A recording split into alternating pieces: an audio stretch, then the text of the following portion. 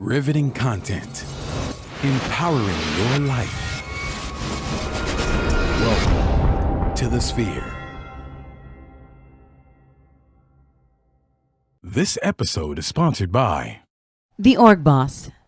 The Org Boss is a residential and commercial organizing company that specializes in decluttering, interior design, inventory staging, business processing documentation, and more. Reach the Org Boss today at 832-617-0624 or send an email to info@theorgboss.com. Houston Housewives of Finance. For more information on increasing your cash flow, becoming your own money manager, and to schedule your complimentary personal finance strategy, contact the Houston Housewives of Finance today at 1-844-700-4463. Looking to advertise? Join the Sphere's vast demographic reach of thousands of people all over the world.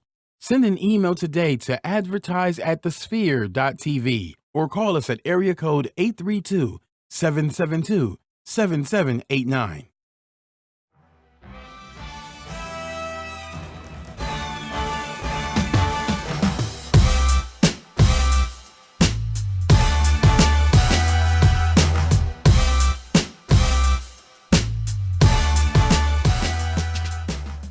What's up, good people? Welcome back to Startup Masters. I am your host, Gary Lee, also known as G Hawkins. Of course, you can find me anywhere online: Facebook, Instagram, Twitter, snappity chatting at G Hawkins. That's G Hawkins with the Z. And you know what it is. Each and every week, we try to bring you these entrepreneurial gems right here to this show for you, for everybody that wants to start their own business, that wants to get out there and do the thing that's necessary to take control of your destiny. We're giving that information right here on Startup Masters. Now, you already know I'm normally with the fiery, the ferocious, none other than the Kalia Guillory, but KG is off today because guess what? It's her birthday, and we love that birthday time, so she got to do her thing. So shout out to you, KG. We love you. We miss you, madame. But we've got somebody that has already earned their way to sit in this seat next to me on the show today.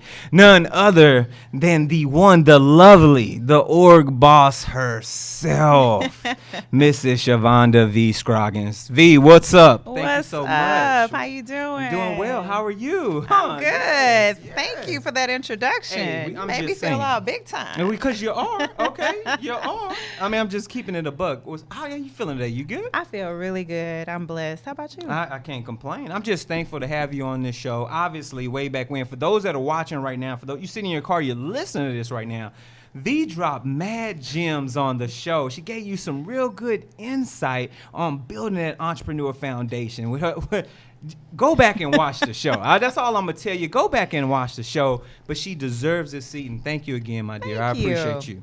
Thank you. So, you ready to rock with us today? I'm ready. Because you're on the other side of the game today. I'm ready. That's what it is. Okay. I'm glad you're ready because we're going to move right into this young lad here, this astounding gentleman here who said, you know what?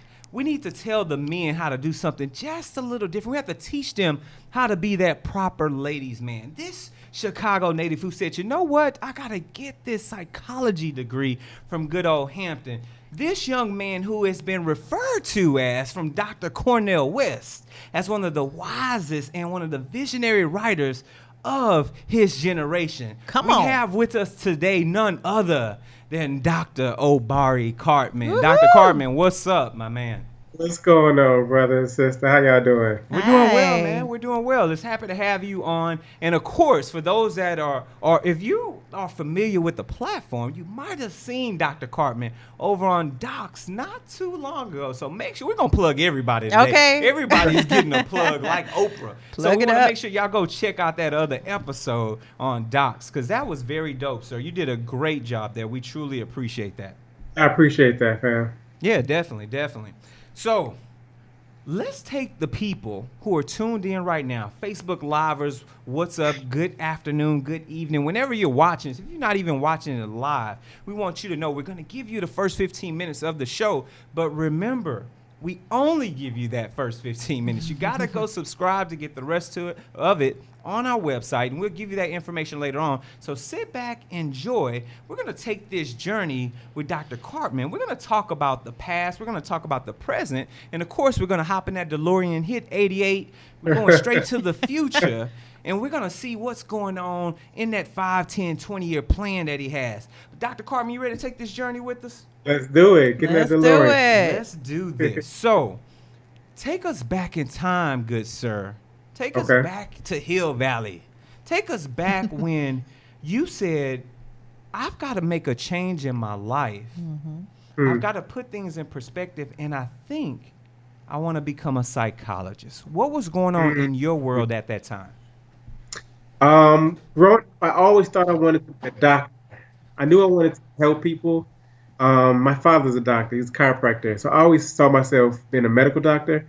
And it was I don't even know the exact moment, but at some point, I felt like I ain't like chemistry enough or biology enough. And stuff that I was better at was people stuff, listening to people, trying to figure out how people work. Being in touch. I was always doing like peer counseling in school. I was doing programs where we would have like skits and have conversations and retreats. I was always doing that kind of stuff, even back in junior high. So at some point, I was applying for school for like pre-med, and I was about to go to Xavier. I got some money from Xavier and everything, but I went to Hampton. I met somebody in the psych department, and I started applying to psych programs ever since. And so it was right around the application process into undergraduate that I picked psychology as a major for some of the schools and pre-med for some of the schools, and I ended up picking psychology at some point. And so I wasn't really sure what it was or what you did with it. I liked the sound of it, like get to talk to people. It was cool. It was cool, huh? And so the career path of it has been an unfolding exploration ever since, your first class at undergrad. You learn about theories, but at some point you figure you got to get work at some point. And I think that there's lots of ways that I have been challenging myself to use my psychology, use the degree, think about mental health in a way that incorporates creativity, that combines activism, that isn't just like the run-of-the-mill, sitting in the office doing therapy, or even the Right. professor, tenure track kind of life. None of that seemed appealing to me, but I always knew something about the mind, something about the spirit, something about helping people become their best selves was always going to be something that I had to do with my life. Man, that's dope. That's pretty cool. See, and I think that some of the greatest things in life happen by happenstance. Yeah. We don't know that Sure. journey. We don't know that vision. We don't know exactly what's set out for us. Yeah. But we kind of walk into that, and especially if we're walking with favor. But that's a whole nother show, whole nother conversation, V. Don't you get me I started. mean, I'm just saying. But it's so amazing. And then we find ourselves in these perfect places Yeah. that truly give the fruit that we've always desired. But did you hear what he said? He said he met someone in psychology, and then all of a sudden he became interested in it. All He of didn't a know what sudden. it was, but it was something that pulled him to it. Talk about it. That sound like divine purpose. I What you mean, think? I'm feeling that. I'm with you on that. He ain't really said, but that's what it sounded like. I'm just saying. Just a little something, Dr. Just a little Cartman. something. Just a little something. Now, was this at that time? Where was your creative juices flowing that obviously led to Ladies Man? The ladies' man idea did not start until I was ending grad school. I was on an internship, and I found real quickly that there's not a lot of black men doing therapy, doing psychology. So by the time I'm in master's, PhD level, I'm the only man around a lot of times at Yeah. conferences, at community centers. And so every time I was doing therapy, they would always give me the boys. That became all of my caseload, just all the young black men. I would have 10, 15 young black men on my caseload at a time. And so that became like my niche in some ways. That became the thing that I was most good at and most interested in. Right. And I was in Connecticut at the time. I had a young man that got locked up, and he wanted me to send him some books. And I could not find the book that he needed. I was looking at the bookstores. The only book I could find for young black men was this Hill Harper book called Letters for a Young Brother. It was fine. It just didn't do what I needed it to do. And so Yeah. I remember, like, that was the day that Ladies Man was born. So I'm gonna write the book that this young man Whew. would have needed. That I You heard would have that? sent. Wow. He met the need. There was a need There for was it. a absolutely. need. And he couldn't find a solution. So he said, let me create the solution. Wow. That's mind blowing right there. Yeah, that's how inventions happen. Yeah. Out of necessity. Out of necessity. Yeah, it was a Yeah. lack for it. Yeah. Yeah. Yeah. So and obviously this was your first book, correct? Definitely. Yeah. So in that, I would assume that there were some type of adversity, some type of tribulations, things that were going on that kind of, made you pivot a little bit. Can you talk about that from a writer's Absolutely. I mean, perspective? I think the whole thing has been full of tribulations. Right? The thing that makes it worth it is, like, it really feels like a calling. You know what I mean? Y'all talking about divine intervention. For real, this is actually for sure ministry, right? Yeah. And I'm not even in the church, but for sure, this is why I feel like I was created. And I think that whatever your vision is gonna be, if it's only about money, it can't really sustain you. And so for me, the work has been, I'm in a world where people not really reading for real. And so Yeah. if I was doing YouTube channels, if I was doing more speaking, it would be easier to sell. But, like, the content is nice. People always like the idea of what I'm talking about, but I get all the time, but I can't get my boy to read no book. Like, I ain't even gonna waste my time trying to fight him on this because the young man not reading. And so um, I had to really think very deliberately about how to package the thing, how Yeah. to write the language. I was writing the book in the beginning. At the same time, I was finishing my dissertation. And so I was very clear Oh, that wow. the conversational tone that I have in interactions with young men had to remain in my writing. One of the things that happens in school, you stay in school too long, is that it tricks your brain into thinking as soon as you go from pen to paper that you got to use big fancy words. You got to think, you got to write for, like, journals and Right. confuse people. And there's this, inner talk that all the disciplines have. So I had to reject that. I had to go back over and over again to my writings and say, how can I say that simpler? How can I take these words out? I don't want nobody to have to be going into no dictionary to understand what I'm saying. And so I had to I'm doing, like, double speak brain. On the one hand, I'm writing dissertation talk. On the other hand, I have to be, okay, but this ain't for that. This is regular. This is for the people. This Right. is You had to make it plain. it's, you got to make money. You got to be accessible. All that kind of stuff. And so the first tribulation was just writing the thing in a way that I felt like was sophisticated and complex and met the needs, but also was clear and straightforward, and that a eighth grade boy can pick up and understand everything as he's reading it. So it took me a long time to write it, just because I kept editing and rewriting just to Right. get it as simple as form.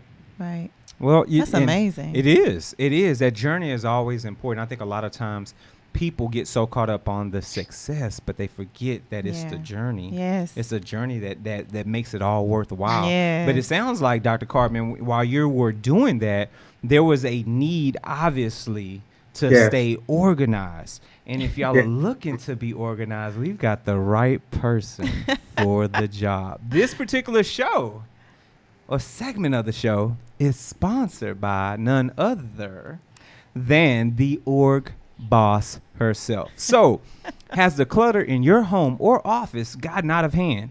Are you sick and tired of spending way too much time trying to find the things you need on a daily basis?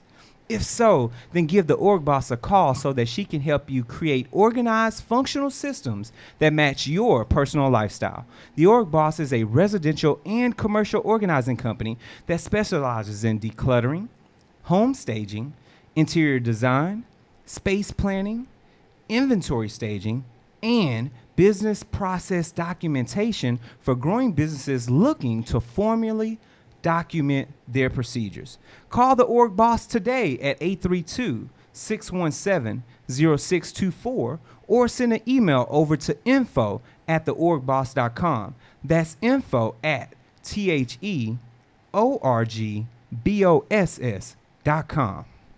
Boy, can I just do a voiceover? You doing my commercial? We will get you that, okay? We will get you. Didn't he make me that sound snippet. good? Good I need Lord. that. Like, I want to call you right now. I need all that. Just give her a call, okay?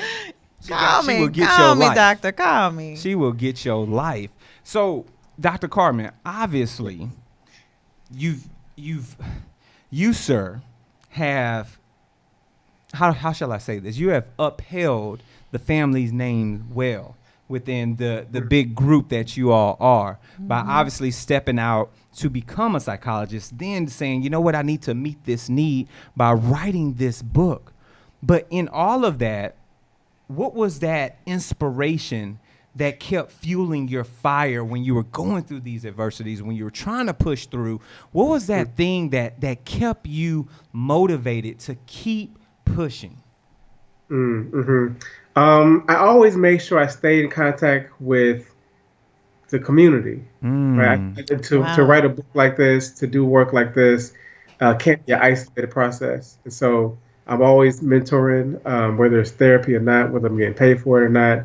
And the thing that always drives me is my actual relationship with young men. Yeah. And I see them, and sometimes, some of them, they lost and they want more. Some of them are so gone that it seems like they not turn aroundable. But whatever it is, it's something in all of these young men that I find that is a power that inspires me. I see a lot of sadness that inspires me. I see a lot of young men that are struggling with, trying to figure out their own life, how to be their best self. I used to work. I do a lot of work in prisons, and so it's a lot of sadness that makes me feel like we got to do better than this. Like I have an obligation to serve them in a very specific way. And I think the more I do the work, the more I realize that there is a specific angle to this that only I can contribute. And if I don't do it, then it won't just be done. Like there'll be a hole in this whole conversation if I don't do the work to put my work out there, to write it down, to speak, to do all that kind of stuff. So as I've narrowed down the specific content and practices in the work, I just feel like there's something that we've all been missing in the conversation about how can we get our young men, our young people in general, to be their best selves, to overcome their own obstacles. And that's the thing that keeps me going, like knowing that they need me and that if I don't do the work, then the work won't be done. But like I'm always inspired by young people. Young people are so amazing to me. They have their ideas, their passion, their drive, but also being aware of their obstacles and being, as an adult, having to be responsible for making sure that I can get them out of the way, whether outside of them or inside of them. And my work as a psychologist focuses a lot on, particularly for the young man, what are the things inside of them that are getting in their own way of their own success, and how do you go through a process of having the conversation to be able to unveil that for them and then inspire them to keep in motion doing that work for themselves. And every day I meet boys that I want better for, and I know deserve better, and we're dealt an unfair hand. And if there's anything I can do, just as my obligation, as my ancestral duty, because of what somebody did that for me, that like I'm never gonna quit. I'm never gonna stop doing this. I love that. That's so amazing. I mean, you dropped so many different gems just in that entire explanation. What I really enjoyed you saying is that you basically are keeping up with the relevance of what's going on in your community. And I love that you truly feel like you need to stay in touch with them to understand the current issues that our young black men are facing. And I think that really does matter, because as we live in this technological world, it's constantly changing. And so if you don't know what they're dealing with and who they're talking to and how they're talking about it, then how can you continue to help them? So I think that's good that you're constantly involved in the community. You're right there in the trenches trying to understand what's going on. I commend you for that. Thank you. Yeah, definitely. And to add to that, you made mention of which told me something. You made mention of the power of pain. You saw the pain in some of these people's situations. And you utilize that as fuel to put you in a position to bring them out. A lot of people don't understand the power of pain. Man, I'm telling you, it'll make you do some things you never thought you could do, right? Yeah, exactly. Now, for those that are watching via Facebook Live, hey, it's about to get a little painful, because guess what? We're about to cut the show right here. We just want to let y'all know, hey, remember, first 15, 20 minutes or so on Facebook Live. But to get the rest of this episode, you've got to go subscribe. So head over to the sphere.tv/Startup Masters. We've got options, folks. You got iTunes, you've got SoundCloud, you've got Google Play Music, and of course, you've got Stitcher for our techie folks. Now, while you're at any one of those platforms, make sure you review us. Give us that constructive criticism that we need to help build better shows for you. And of course, share this out. Share it with your family, your colleagues. Share it with your loved ones. Share it with your haters. Share it with your side pieces. Whatever you got going on, share this show with the Oh, good my people, with the gosh. congregation, with anybody. Share it out with them. Please share, please. Please share. And last, but certainly not least, if you enjoy what we're doing and you want to sow a seed into us, you're more than Yes. welcome to. Head over to the sphere.tv/donate. We've got two options. We've got a single option as well as a Patreon option if you want to do a subscription-based model, and we're going to give you exclusive content that you can only get via Patreon. So once again, good folks, we're going to cut Facebook Live here for Startup Masters, but you know where you can get the rest of this? Right here at the Sphere. Okay, Dr. Cartman, let's keep this train rolling. Because I think we're on a good roll, sir. You're spending a lot of time, a lot of good time Yeah. sowing into individuals, saving people's lives, if we can say that. V, am I right? You're really building your community and these generations. But what are you doing for self? How are you sewing back into yourself to recharge those batteries, to keep you energized, to keep you at 100 so you can give back to others? That is important to me. I got children. I spend as much time with them as humanly possible. They are batteries for me. They energize me. I love arts. I love culture. I'm always out. And so I remember when I was in Connecticut, I have long work weeks, and seeing clients and then you carrying that burden and they weigh you down. And while my colleagues would need to be sitting and going to spas or going to yoga during the weekend to recharge, I would drive to New York and spend the whole weekend going to shows. Right? There's just something about being around people, being around culture that always would give me energy, would always revive me. So my life is like that here in Chicago too. I'm always at some poetry stuff. I'm always at live music. I drum.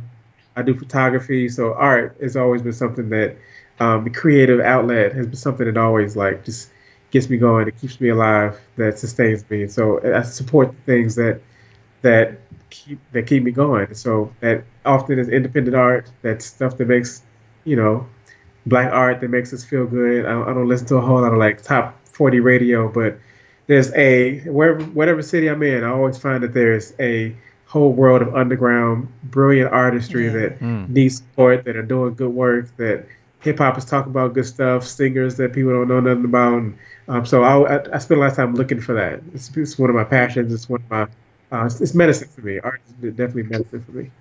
Yeah, I can tell. I see some artwork behind you. Is that some of your personal pieces you've created, or? No, I don't create. I do photography. That's my art. I do photography. I do drumming. I do a little bit of writing, creative writing, but I'm mostly a patron of visual arts. Gotcha. Okay. Gotcha. I'm That's loving those what's up. pieces though. Definitely. Really Definitely. nice. Yeah. So you mentioned something which I think is profound, and I'm gonna pivot slightly. So walk with me on this, Yeah. V. How important would you say are the arts in school? Now you're sewing into these kids' lives, and we see that art's coming out. But I'm talking to a successful African American man who says that getting back to himself often involves the arts. How important is that? It's critical. It's critical. I think that from the first time you learn the ABCs, it happens in the song throughout. It's part of education that has to be included. That's a gem right there. Use creativity. I think that the corporate model, the rigid, go to school, learn stuff, regurgitate, that don't work for our kids. I don't know that it works for any kids. The more they're taking programs out, you got young people that's not learning instruments. They're not having opportunity to move around and dance like that. That kind of stuff is really dampening the culture of school in ways that is having astronomical effects on our young people for sure. Now, have you ever prescribed anything when you're having a session, let's say with the child? Is art ever part of your? It is, absolutely. Okay. And so Yeah. work, particularly, I do a lot of work with young men. And so anytime I'm having a group, anytime I'm sort of doing workshops, I always use hip hop. We show videos. I incorporate drums. And so I got a rites of passage program that I'm developing. And we start off by playing drums. Like that is the team building activity. It allows you to get energy out. It allows for us to use listening skills. I've been using it to help young men tap into the vibration of the drums as a way to feel where they feel sound at in their body, to then transition into conversations about like emotional experiences. Just 'cause I mean, a lot of young men that just are so used to when they feel that pain. You talk about it, pain is instructive, that they're taught and socialized often to, as soon as they feel it, to like take Molly's and Percocets, or to use sex to get away from it, or to Yeah. deny it and stuff it. And so part of the work in the beginning of it is really just to allow the space to let men sit still long enough to listen to their body long enough to see Yeah. where it's happening in your stomach. Like, is it tight? Is that where anxiety sits for you?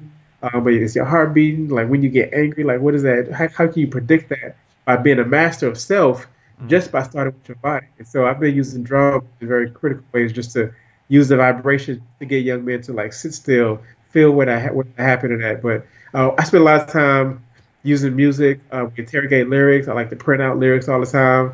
I like to separate the instrumentals from the words. And so music is always very important to with the treatment, but also encouraging what it looks like to be whole and healed for young men. I was in a session yesterday, had a group of young men, and I was asking them like who they listen to. I always try to find what they listen to, and I asked them to give me some songs they play when they want to turn up, like when you want to get excited, when you want to get energetic, you about to go work out. Who you listen to? And they gave me song after song after song, and then I'm like, okay, well, what happened when you want to calm down? Who you listen to for that?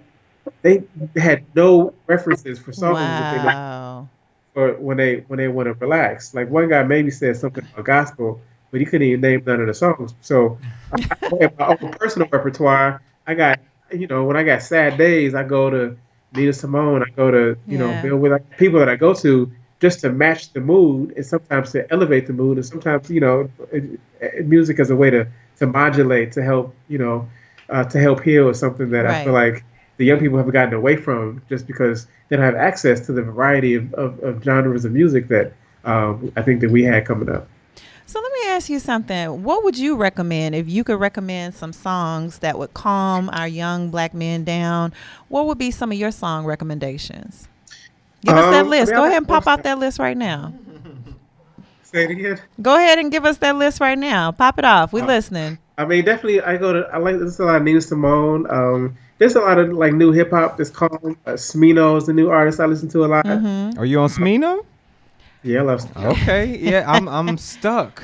I am stuck right now, man. Edgar Allan Poe'd up. I am stuck all over Smino. So please continue. But when you Continue. said it, you Let's perked hear my ears. it. I listen to like Bob Marley gets me, Peter Tosh, some like old school reggae does it for me. Um, I like women's voices, so I listen to a lot of like older Lettucey or Jill Scott does it for me, Erykah Badu, some of the classic like neo soul artists. Right. But I spend a lot of time just looking for new artists. Lil Dragon, Hiatus Coyote. I mean, there's a bunch of really good artists that just not on the radio.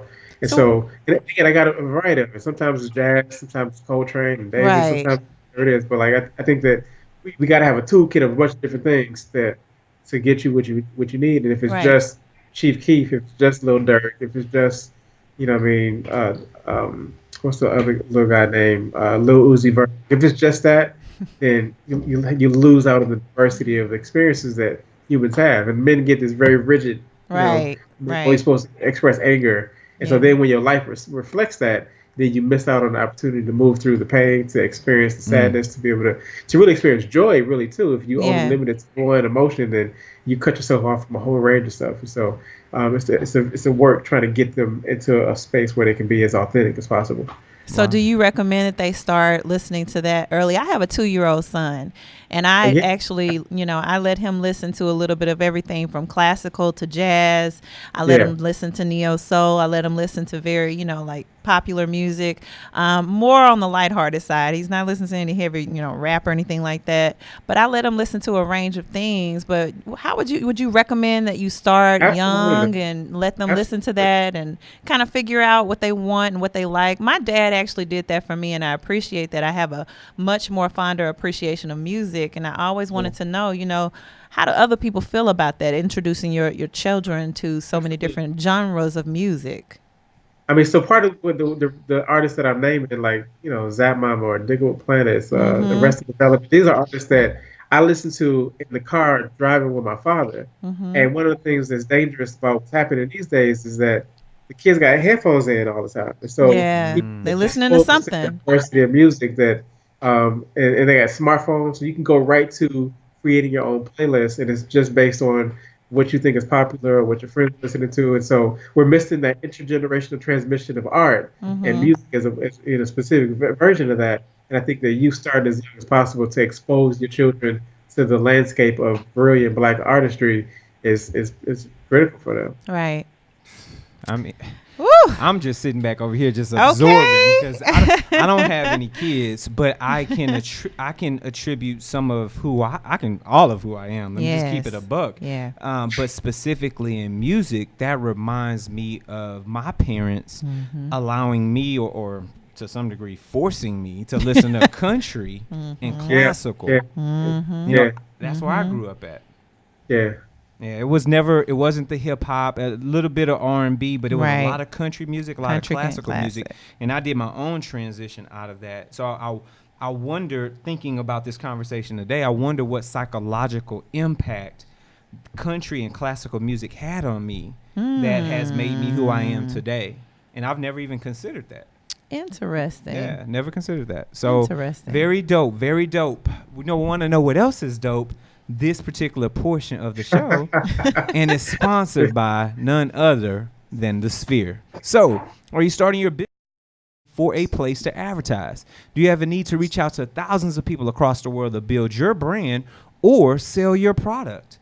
If so, get your product placement and advertising needs handled right here at The Sphere. We offer a wide variety of content delivery platforms, including iTunes, Google Play, SoundCloud, YouTube, and Stitcher. Plus, we have a vast demographic reach within the United States, as well as modern countries across the globe. Our enriched content and inspiring dialogue, coupled with your strategic ad, is surely to hit the mark every time. Call us today at area code 832-772-7789 or send an email over to advertise@thesphere.tv. I got a question. What's up? So this is just interesting. So I know the first book is out, ladies first. I want to know more about what's in the near future for you. I mean, is another book in the making? I mean, what you going to do? Well, I'm turning the book right now to a curriculum. So I'm in schools a lot, and they want me to walk them through the conversation. In my doing presentations, I use a lot of, like I said, hip hop videos. I got a lot of slides with images, and so I've been using the workshops that I've been doing to turn them to a 12-week program. Teacher or coach or parent could guide them through these conversations instead of just handing them the book. So that's the next thing that's going to come out. But I'm also writing a second book about some things that I've been learning about spirituality. I've been studying African spirituality, and there's a lot that I feel like we have lost access to in terms of just the brilliance of our understandings that our ancestors had that I think could really help us in practical every day. And so I'm sort of putting some of that together. So that's my next book is around practical application for everyday use around African spirituality. I like that. You know what I was just thinking when you were talking about that? I can see you doing a lot of different skits. You kind of like how Issa Rae did with Awkward Black Girl. I can kind of see you doing that with the Awkward Black Boy. You ever thought about that? Nope, never thought about that. Well, think about it. There's a little nugget for you. For real. We may see you on HBO Somebody next. trying to get writers credits over here. Look at her getting some credit. I'm just saying, if there's a need for it, he seems to be the one to fulfill those needs when it comes to that. No, you're right. He's highly qualified, right? Yep. Real, yeah. Just saying. You're right. I'm gonna thank you when I get my Emmy. I'd like to thank Startup Masters Cruise. Right. Shout out to the org boss. She put that little nugget in there. But you should consider it. I think any way that we can reach our young Black men, any way we can do that. These days it's all about video. Video is key. Yeah. It's God, So why not put some type of skits out there where they can relate? Reach them in every kind of way you can besides the workshops. Every which way you can. Yep, I love that. The things that I struggle with, again, this is an entrepreneur show. One of the things that I mean, there's a couple things that I struggle with Keep still. it One real. is I part of the work has to do with literacy itself, right? So more than just Mm. the ideas, I think that our young men, our young people, period, are struggling just because we're not encouraging reading as much. And Yeah. there's something in terms of mental health is a critical piece of developing the skill of being able to create vision for your own life. It's Mm-hmm. connected to being able to take a page, read a character. People that read the book that are like watch the movie, they know the Mm-hmm. power of being able to cultivate a vision in your brain. Right. And in an image-driven world, what that means is that we give so much power away to the corporations that are in charge of the. One reason I appreciate these kind of independent media stations is because we got to take back, Right. our narratives and our story. We got to tell our own stories. But in the meantime, Snapchat and Instagram and media takeout and Workstar are telling the stories for us. Right. And because of that, I meet a lot of young men where I ask them like, who you want to be when you grow up? Like, who do you see yourself? How do you imagine yourself as a grandfather? And they really can't even see it. They can't Right. even picture that. And I think part of literacy and encouraging literacy as a thing for itself would help to build that muscle, to develop that skill of being able to take an idea and then manifest it just by being able to see it in your head. It's hard to do anything if you can't see it. And it's hard to create those visions if you're not practiced in being able to take a blank piece of paper and then create art out of it. So you become dependent on someone else's vision if you able to read and be able to do that work. And so part of the work is literacy, is being able to slow down and take page by page to be able to digest it, to be able to interpret it. Whatever you want to be, if it's a athlete, entertainer, you got to be able to read contracts. You got to be able to read business plans. Like we're in a Ooh. different world, and our children are getting failed year after year at schools. The literacy rates are really abysmal around the country, particularly for Black boys. And so that area is one of the things that was also a need for me that made me decide to write a book instead of do videos, the podcast, and all that kind of stuff. So I also think we got to be diverse and get the message out how we get the message out. But for me, literacy will always be a part of the thread of the work, which don't make a lot of money, right? As bookstores are closing, white bookstores are closing. So we know black bookstores are struggling, and so part of the work as a business person, as someone with children, where I got to think about feeding them and sustaining them, is always trying to sort this balance out between Yeah. how do I make money and how do I do what I feel like is the most important work. And anybody that's writing books has to struggle with just getting people to read, particularly young people. There's an audience that's going to read and that's going to read anyway, but the people that need this content may have never read a book in their life. And I Right. had Wow. them in mind. I had a young Black man that never read a book in his life. How can I get his attention? How can I let him know from the first page that this is for him? How can I make the language accessible? But also on the business end of it, part of the enterprise is to be as Black as possible. And so I'm not on Amazon, which hurts me. But it's a deliberate, intentional decision to help. For me, at least for the first couple of years, I wanted to see how far we could go exclusively Black. That was before I started writing. I said part of the content is about empowering Black people. Is about doing for self. It's about redefining our own reality for ourselves. And I can't do that by going to some white publisher to have them do. I can't have no white people editing my stuff. I can't let Amazon be making money off of it. So you can only get my book in Black bookstores. You can only buy it off my website. But that means that people come to me and say, "I heard you got this dope book." I try to go find it on Amazon and I see it, and then they end there. Like they don't stop, they don't search nowhere else. Or I hear people say that I went to the website, but I ain't trust to put my credit card information in there because it ain't had no brand name logo on it. And so part of understanding the distrust that people have in Black independent businesses. There's not a lot of independent Black publishers. I had to self-publish to be able to get the content out in the way that I wanted to be able to have full control over it. But that means that my process is slower. That means that, Wow. it's not, you can't find access to me as much. I really again appreciate opportunities to be on shows like this. Like this stuff is gold for me because the major publications that call me, my content not for them. I'm not teaching at universities. I don't have the kind of package that looks like success in the way that we defined it. But part of the work is to redefine that for ourselves and to make it as Black and independent as possible. So it's all filled with different challenges just because of the intention behind the movement. That's part of the process. and the content and the way those things are related to each other. Now, what would you say with all of that? Like, what is that thing that you believe that makes your book stand out amongst the other books? Even though you've gotten, you've talked about having your book in places that are African American predominantly and not going to a European American standard, not utilizing European American platforms, things like that. What's that X factor that makes your book stand alone amongst its competition or its peers? I mean, there's really, I read all the books first before I wrote the book, right? The I research. wanted to. I studied a lot of what people were saying about manhood, about relationships, about the stuff I talk about. Like I looked at it, I surveyed all the stuff, and I wrote a book deliberately to fill the gaps in what I saw. Right. So my Okay. book is on purpose Still something feeling that it. That's dope. ain't never existed before. And I didn't do that just because I love writing books. Like I'm not even I don't even love writing that much. I wrote because it needed to be done, Yeah. and Wow. I saw a hole, and so I tried to fill that hole. But I'm not an author. Like I mean, I wrote a book, but it's not. I don't wake up writing. That's not the thing that I love to do. I love communicating. I love helping. I love being in touch with the community. And as I went to conversations, as I went to meetings and panels and town halls, I kept saying this something's missing in this conversation, and I wanted to put that in a book.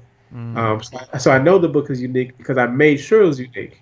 Like it was on purpose. Like there's no accident that the book is talking about stuff that nobody's talking about because I read what everybody was talking about. So part of the advantage in being younger and being able to study the elders and look at what other psychologists have done is that I know what's out there, but it also makes me a good like bridge between what some of the older foundational Black psychologists have written and stay connected to the younger generation. So the language is a little bit like more accessible for them. I use references. I talk about hip hop. I talk about social media, but to be able to relate to them in a way that serves as a continuity between the elders, my ancestors, and the future in a way that's all very very deliberate, all extremely intentional. That's what it is. I just love what you said, and I want to pull this nugget out. And I think we both, when you said it, me and Gary looked at each other like, did you hear this? The fact that you did something that you didn't even really want to do necessarily. Not saying you didn't want to do it, but you knew that it had to be done regardless. How many Right. times as entrepreneurs, we go out there and, there's things that we just absolutely don't feel like doing, but you feel that push, you feel that pull that's saying, Yeah. you got to do it because someone else out there is relying on you to do just that, Right. to inspire them, to help them, and possibly even with what you're doing, save their lives, brother. So I commend that. Seriously, that's a nugget, right? Yeah, I Doing agree. things that you have to do, Yeah. not that you want to do, but you have to do. Feed the need of the Yeah. people at all Exactly. times, Man. because we don't have we get so we're so self-serving at times. We get so Yes. caught up on self that a lot of times we don't know how to sow into others around Right. us. If it doesn't Especially- benefit us, right? Especially if we're thinking, what's the ROI? What's my return on investment? What I'm getting out of it. Exactly. Yeah. So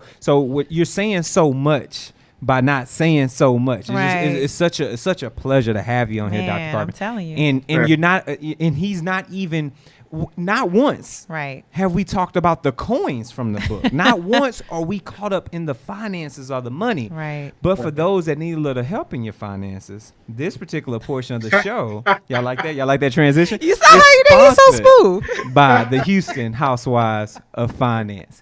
Did you know that only 4 states in the United States offer financial education? 33% or more than 77 millions of Americans don't pay their bills on time.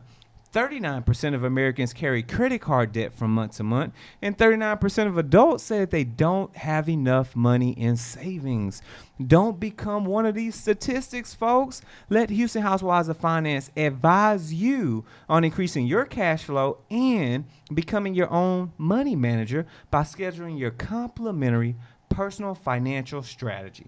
Contact Houston Housewives of Finance today at 1-844-700-4463 or send an email over to info@houstonhousewivesoffinance.com. Ask them how you can participate in a complimentary, let me say that one more time, complimentary financial literacy workshop near you.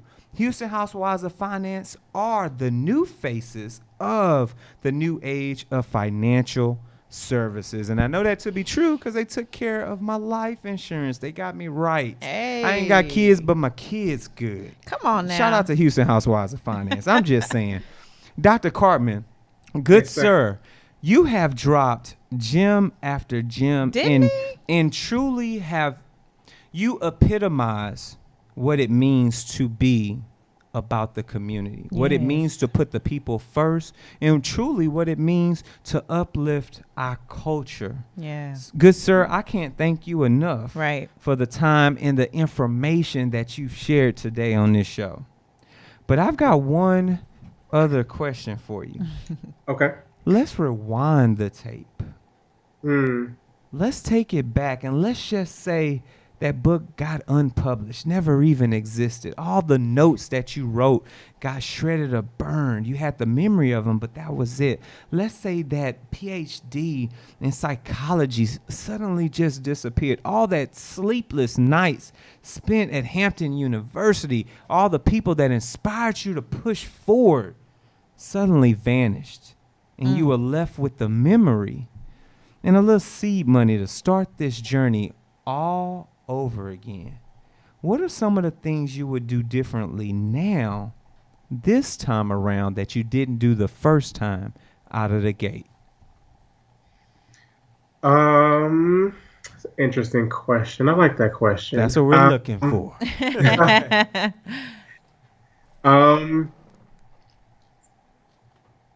I think that I would have called V a while ago. I think that being more organized Hey. would have helped me be a lot more efficient. I think that I'm really good at ideas. I have great concepts. But if I had a firmer plan in place, Yeah. if I had folders and bins, right? If I had a team, like I'm doing a lot of this on my own in a way that I don't think I have to. But it's entrepreneurs get prideful about their stuff. They feel like can't nobody help them. So I'm in that place still. I'm in a Right. place where I'm comfortable with how far I've gotten on my own. But I know that if I'm really going to make a dent in the world, if I'm really going to like impact the young people in a way that I need to, it can't just be me driving around the East Coast trying to call bookstores to set it up. And it looks like people think I'm on tour. I've gotten pretty good at it, right? I make my own flyers. They look like fancy flyers, right? People see different cities. I'm popping up in different cities. Like, oh, you on tour? They assume I got managers and publicists just because I've gotten so good at pretending that there's a team. We fake it But till the we truth is, make it. it's really just me. Like when people order on my website, it's me writing, what I'm saying, the address and going to the mailbox. It would be more efficient for me to just like have a system. I don't even have a label with my own personal address on to stick at the top of the envelope, right? So every single time I'm sending a book out or t-shirts out, I got to write my return address on, like just simple stuff like that. Yeah. Every time I'm like, this is stupid. I guess it's such a waste of my time. Just get some labels. I just need some labels, but I don't. I just need some Call me, brother. Call me. We're gonna have to talk. We're gonna have to talk. So my disorganization has slowed me down. I think so. If I were to do it over again, and as I continue to do it, like I'm starting to figure out that I need to get support. I need to reach out to my network. I need to. I think it's been a balance for me trying to figure out, because people like to support something that looks like it's successful. Yeah, And that's so, true. when people say, "Oh, I'm on tour," like, yeah, I'm on tour, sure. But they don't know that I called the bookstore and sometimes rented the space, right? It looks like Right. people are flying me around, but they don't know that I actually got in the car and drove to Philly, right? They don't even know to see the process.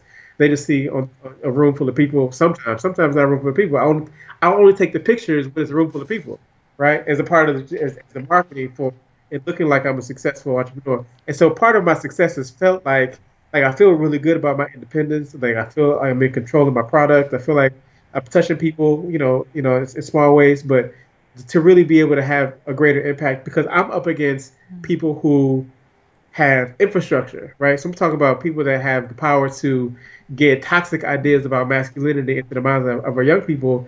They thinking about how can I get a million young boys to know all the lyrics to the song about Molly Percocet, and they got a team and they're sitting around and they got resources. And so I'm up against that. So I got to think about not just being comfortable saying if I could just save one kid's life. Like I really got to be strategic about that. Strategy has to involve much more organization than I have, much more teamwork than I have. I tried to hire a publicist once.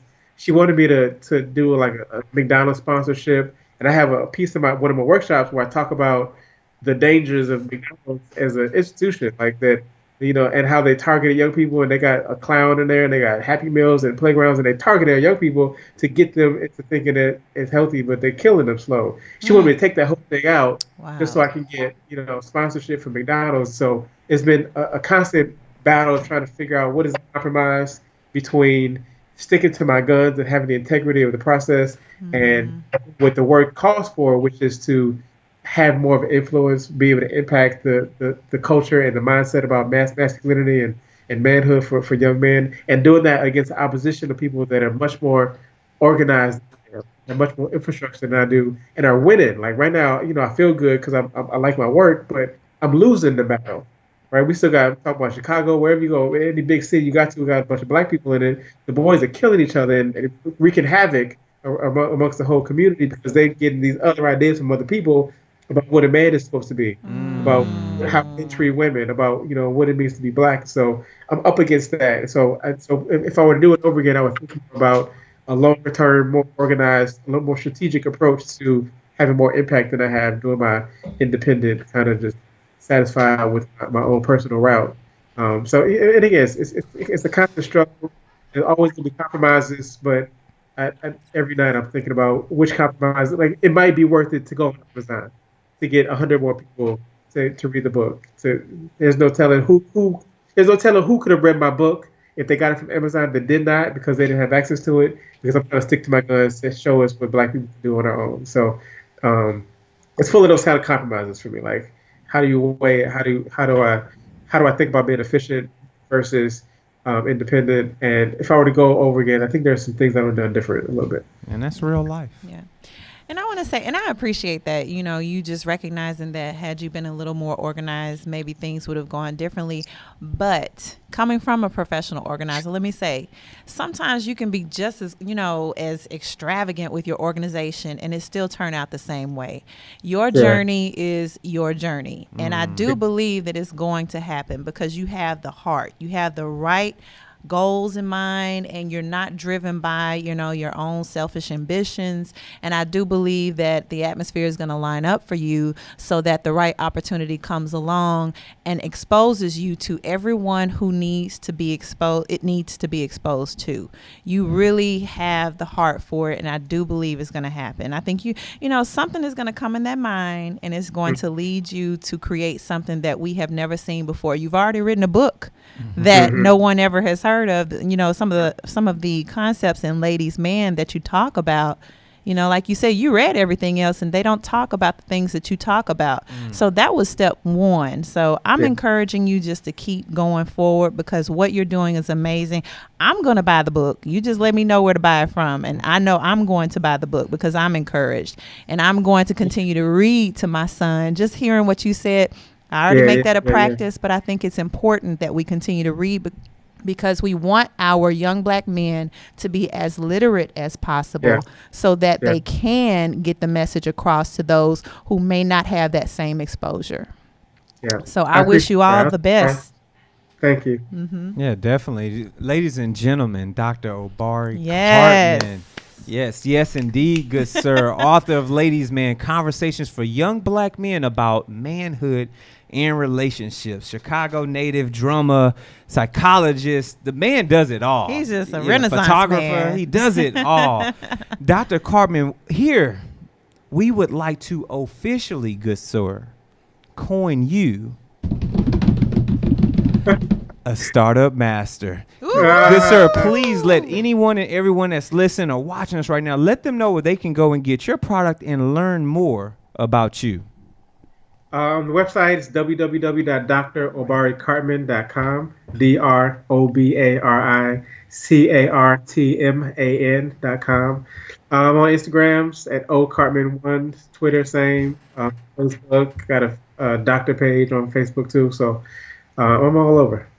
That's what it is. That's what it is. Well, we thank you, good sir, and we're definitely going to get our hands on this book. I'm actually Absolutely. ordering it right now. And I just typed in his email. I'm like, hey, Exactly. I'm gonna get it as Yeah, soon as yeah, I I get ain't off got the kids, show. but I'ma I'll sew be in it. Houston this weekend too. I'm doing a panel about dismantling the myths about black men at the Shrine of Black Madonna this weekend, this Saturday. Okay, well, So definitely. We'll reach out to you. Maybe we can get them autograph and maybe have you stop by the studio and sign our wall.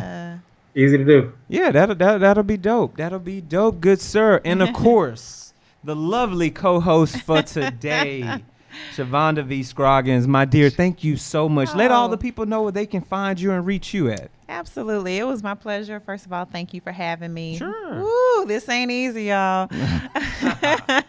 But you can find me at The Org Boss on Instagram and also on Facebook. If you want to spell it out, it's fb.me/, and that's TheOrgBoss.